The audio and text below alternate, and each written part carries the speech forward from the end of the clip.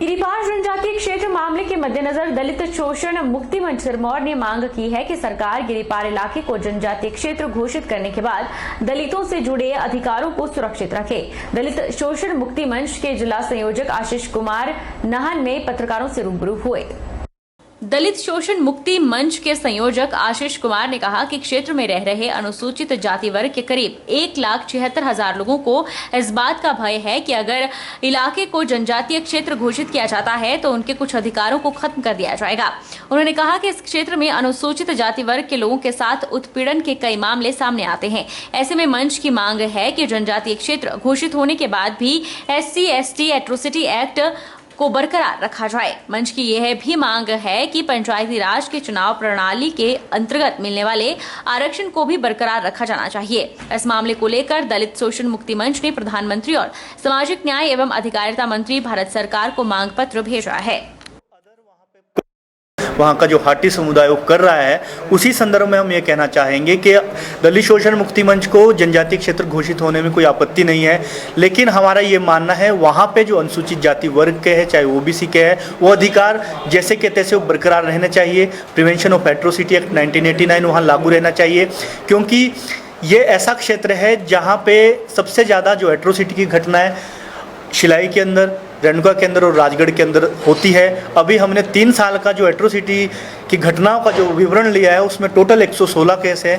उन 116 केस में से 110 केस इन्हीं क्षेत्र के अंदर के हैं, इन्हीं क्षेत्र के जो ट्रांसगिरी क्षेत्र है, गिरिपार का क्षेत्र है, इन्हीं क्षेत्र के अंदर है। और अगर ये जनजातीय क्षेत्र हो जाता है और वहाँ पर जैसा कहा जा रहा है, लोगों का संशय है, भय है लोगों क्योंकि एट्रोसिटी एक्ट वहाँ खत्म हो जाएगा, तो हम ये मानेंगे कि खुले तौर से लाइसेंस जो दलित वर्ग के, अनुसूचित जाति वर्ग की हत्या का एक सरकार प्रदान कर रही है, क्योंकि जनजातीय क्षेत्र होने से एरिया तो समानता में आ जाएगा, लेकिन वहाँ पे जो जाति पाति की जो खाई, वो अदृश्य लाइनें खींची है, वो जस की तस बरकरार रहेगी। पंचायत लड़भड़ोल के पंचायत प्रतिनिधियों और स्थानीय लोगों द्वारा भांग उखाड़ी गई। इस मौके पर ग्राम पंचायत प्रधान लड़भड़ोल की मीनाक्षी देवी ने कहा कि युवा नशे की दलदल में फंसता जा रहा है, जिस वजह से युवाओं का शारीरिक और मानसिक विकास नहीं हो पा रहा। उन्होंने क्षेत्र के युवाओं को नशे से दूर रहने की अपील भी की। इसके अलावा उन्होंने क्षेत्र के लोगों से अपील करते हुए कहा कि भांग जैसी नशीली चीजों को नष्ट करके ही युवाओं को नशे की ओर जाने से रोका जा सकता है। तो मैंने देखा कि यहाँ बच्चा लोग यहाँ भांग मर रहे थे, तो मैंने सोचा बच्चे जो हैं इस काम को कर रहे हैं तो इसको उखाड़ दिया जाए। तो हम इसको उखाड़ रहे हैं और जहाँ भी कहीं किसी को भांग वगैरह दिखाई दे तो उसको उखाड़ने की कोशिश करो। मैं चाहता हूँ कि हमारे विधायक के लिए मनरेगा के थ्रू थोड़ा बहुत सहयोग करें।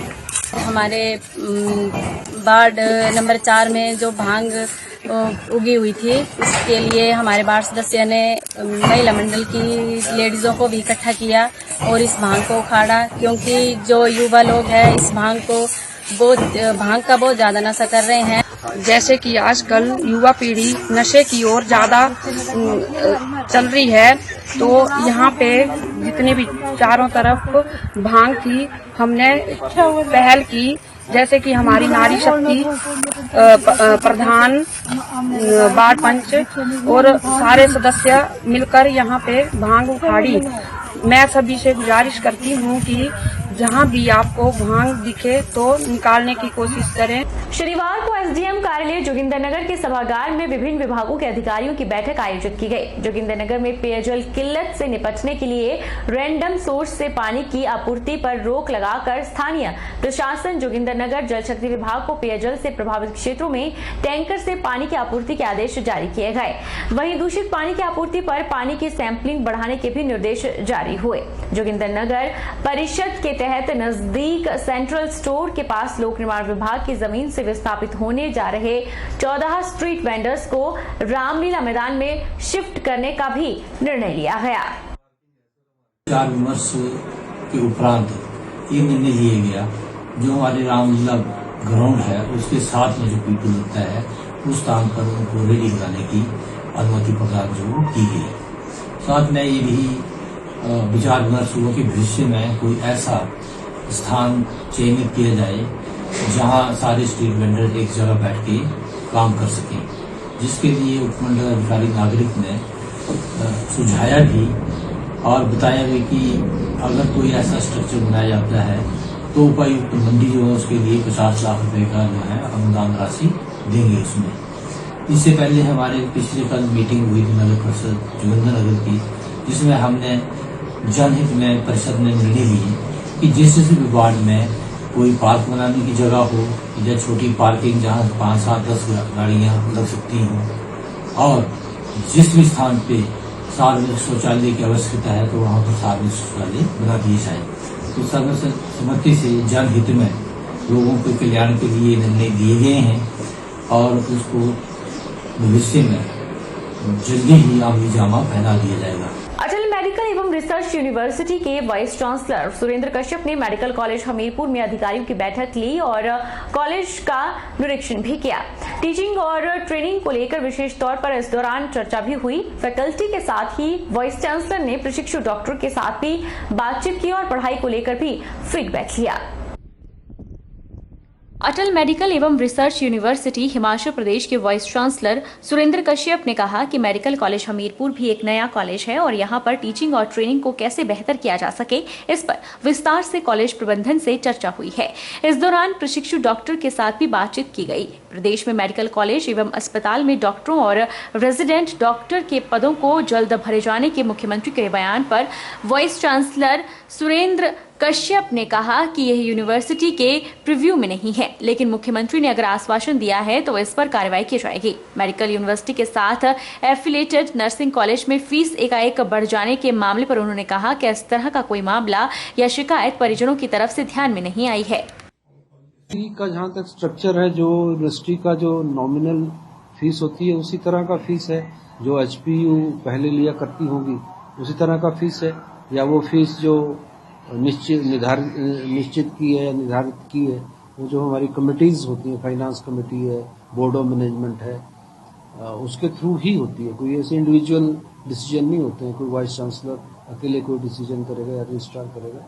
ये तो वहाँ पे जो कमिटीज बनी है, बोर्ड बने हैं, उनके थ्रू ही निश्चित हुई होगी और निर्धारित हुई होगी। और मुझे नहीं लगता है कि कोई रिप्रेजेंटेशन हमारे पास तो नहीं आया है। जोगिंद्रनगर पुलिस ने यातायात चेकिंग के दौरान हमीरपुर निवासी जीप चालक को 502 ग्राम चरस के साथ गिरफ्तार किया है। पुलिस की टीम ने मौके पर जरूरी कानूनी कार्रवाई अमल में लाकर जीप चालक को हिरासत में ले लिया है और मामले में आगामी जांच जारी है। जोगिंद्रनगर पुलिस ने यातायात चेकिंग के दौरान हमीरपुर निवासी जीप चालक को 502 ग्राम चरस के साथ गिरफ्तार किया है।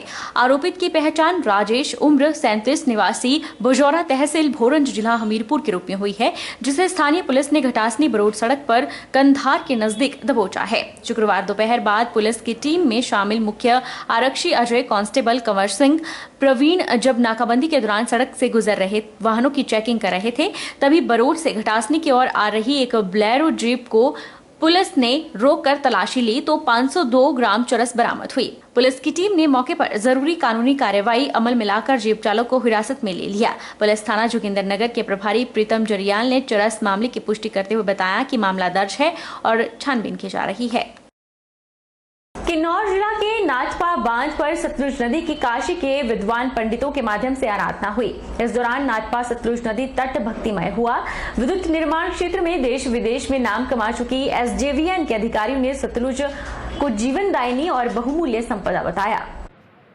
किन्नौर जिला के नाथपा बांध पर सतलुज नदी की काशी के विद्वान पंडितों के माध्यम से आराधना हुई। एशिया की सबसे बड़ी भूमिगत जल विद्युत परियोजना 1500 मेगावाट की नाथपा झाकड़ी के बांध स्थल पर परियोजना निर्माता एसजेवीएन के द्वारा इस धार्मिक कार्यक्रम का आयोजन किया गया। एसजेवीएन के अध्यक्ष एवं प्रबंध निदेशक नंदलाल ने सतलुज नदी का आभार व्यक्त करते हुए कहा कि इस मुकाम पर वे पहुंचे हैं, वे ऊर्जा के क्षेत्र में अपनी महत्वपूर्ण भूमिका निभा रहे हैं, चाहे हो या अन्य संसाधन जुटाए जा रहे हैं। उन्होंने इस दौरान लोगों से अपील की कि जल विद्युत परियोजनाओं का निर्माण देश की उन्नति, विकास एवं जरूरतों की पूर्ति के लिए आवश्यक है, इसलिए परियोजना के निर्माण में विघ्न न डालें। उन्होंने लोगों से अपील करते हुए कहा कि समृद्धि एवं खुशहाली के लिए जल विद्युत परियोजना का निर्माण लाजमी है। इस दौरान निगम के निदेशक कार्मिक गीता कपूर ने भी सतलुज नदी के महत्व और एसजेवीएन सफलता में योगदान का जिक्र किया। जैसे नेपाल और भूटान में भी हम परियोजना चला रहे हैं, तो शुभ मुहूर्त जब सतलुज के इस आंचल में हमने अपनी शुरुआत की थी, और आज सतलुज जल विद्युत निगम जिस तरह से एक विश्व पटल के ऊपर अपना नाम बना चुका है, ये हम सतलुज के ही आभारी हैं। नाम पहले चाहे एनजेपीसी था, उसके बाद सतलुज जल विद्युत निगम हुआ और उसके बाद उसको छोटा करके एसजेवीएन कर दिया गया। लेकिन मैं एक बात बताना चाहता हूं आपको, हम जब भी बाहर जाते हैं तो हमें सतलुज के नाम से पुकारा जाता है, एसजेवीएन नहीं कहा जाता। नालागढ़ स्वारघाट मार्ग पर कुंडलू स्थित शनिवार को एक पिकअप गाड़ी अनियंत्रित होकर खाई में गिर गई। यह गाड़ी चंडीगढ़ से मंडी कोरियर का सामान लेकर जा रही थी।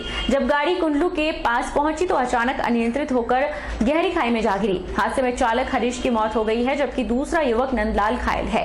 स्थानीय लोगों की मदद से घायलों को नालागढ़ अस्पताल इलाज के लिए लाया गया, जहाँ उपचार के दौरान चालक ने दम तोड़ दिया। पुलिस चौकी जोंघो के तहत मामला दर्ज कर जाँच शुरू कर दी है।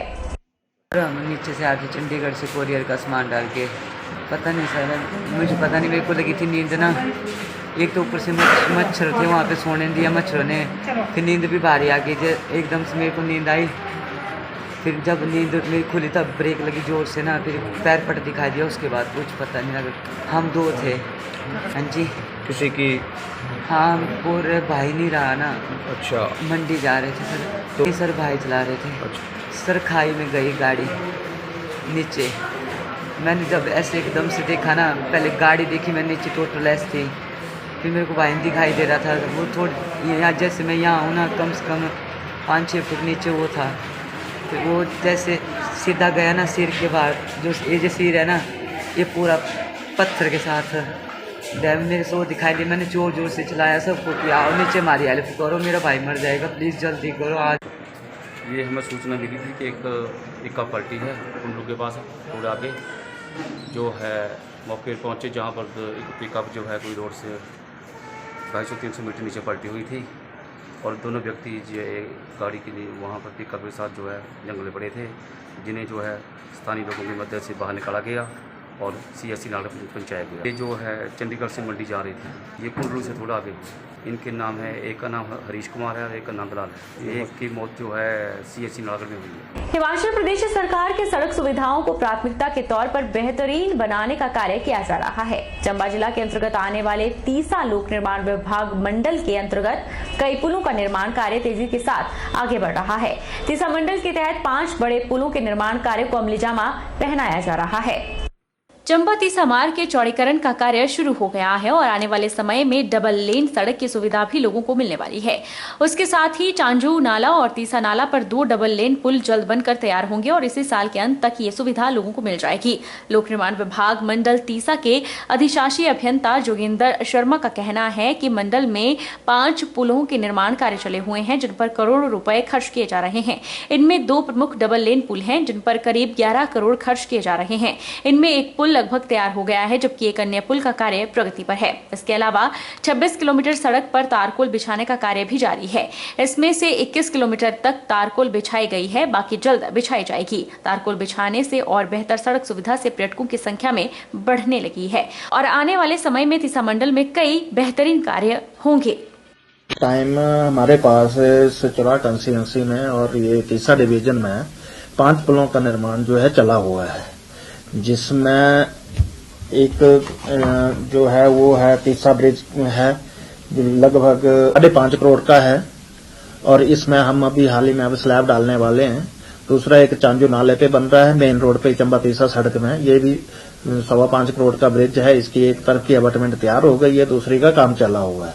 तो हमारी कोशिश है कि ये हम इस साल में ब्रिज कंप्लीट करके दे देंगे। इसके अलावा हमारा एक झज्जा कोठी रोड पे ब्रिज का काम चला हुआ है, वो भी इस साल हमने इसको भी कंप्लीट कर देना है। और एक हमारा इस गनेड़ बिहाली रोड पे काम चला हुआ ब्रिज का, उसको भी हमने इस साल कंप्लीट कर देना है।